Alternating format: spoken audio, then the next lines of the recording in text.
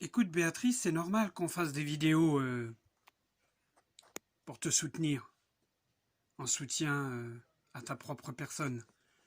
Parce que moi je suis sûr que on ne se trompe pas, que tu ne nous mens pas, que c'est vrai.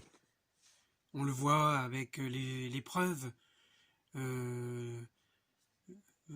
sur ton blog.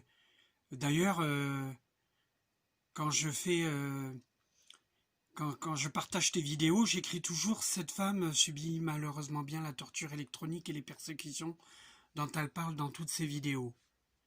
Et je précise bien que ton affaire est étatique. On voit bien que c'est vrai. Et le bordel qu'a fait, ça m'a choqué énormément, Nicolas Godon contre ta porte. Ça prouve une fois de plus que c'est réel, ton histoire.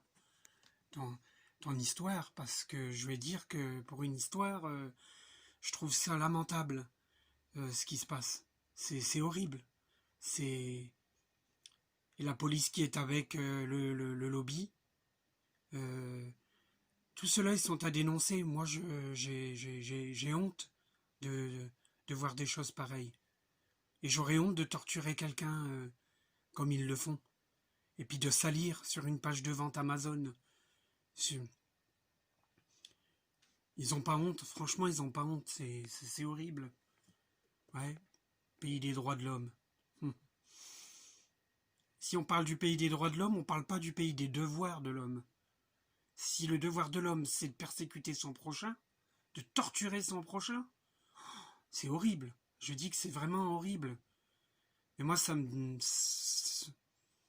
dégoûte, ce que je vois là depuis. Moi, dès la première fois que je t'ai suivi, bien avant l'affaire avec Sarah Jeanne Prod, qui est une pourriture aussi celle-là, pardon, je m'excuse. Et ben, j'ai cru tout de suite que c'était pas faux ton histoire, ton affaire de persécution, de torture électronique. J'ai toujours dit, c'est vrai, c'est c'est la réalité. C'est pas faux. Il y a bien quelque chose. On le voit bien. Euh, Quand on regarde les vidéos, je veux dire les premières vidéos quand je t'ai connu, quand j'ai connu ton affaire jusqu'à celle de maintenant, on voit la différence. On voit bien que tu as le visage de quelqu'un de marqué par la torture électronique. Ça se voit énormément.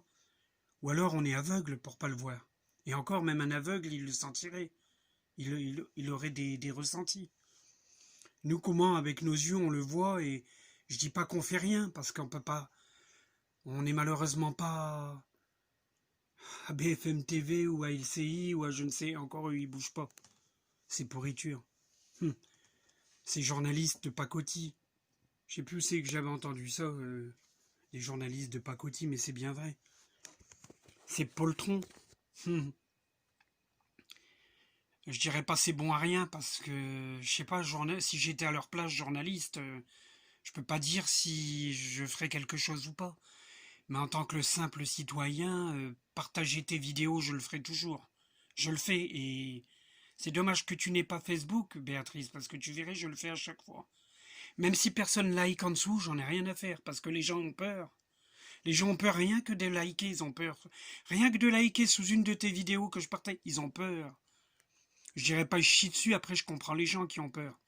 Moi, j'ai pas peur. Moi, demain, ils peuvent m'emmener en psychiatrie, ils peuvent venir me chercher, m'enfermer. Je sais que je dis la vérité, et si je dois mourir pour la vérité, je mourrai pour la vérité. On torture une femme en 2020, Madame Béatrice Elbès, et ce depuis plus de 10 ans, 20 ans, je sais pas, j'ai pas connu ton affaire dès le début, mais c'est horrible cette affaire. Et puis tu as du courage, c'est de la raconter dans chacune des vidéos, et ça c'est bien. Et c'est pas se répéter que de raconter, parce qu'à chaque fois il peut y avoir des nouveaux qui viennent et qui ne connaissent pas ton histoire, et puis mais c'est horrible. On a vu des moments dans des vidéos où tu hurlais, où tu avais mal, et moi je peux pas dire je me mets à sa place, parce qu'on peut pas se mettre à la place de quelqu'un qui souffre, de quelqu'un qui est torturé, qui est persécuté, qu'on prive de ses droits, qu'on avec des indicarceleurs dans l'appartement où tu es. Tu as vraiment du courage, tu as vraiment... Et je pense quand même, parce que moi j'y crois aussi, que Dieu existe et que Dieu t'aide. On se dit des fois dans les moments difficiles, mais où est Dieu dans tout ça? Moi je crois beaucoup que parfois de nos problèmes, de nos douleurs, on en tirera des bénédictions.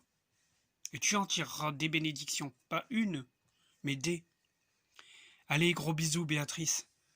Je vais poster cette vidéo. Merci.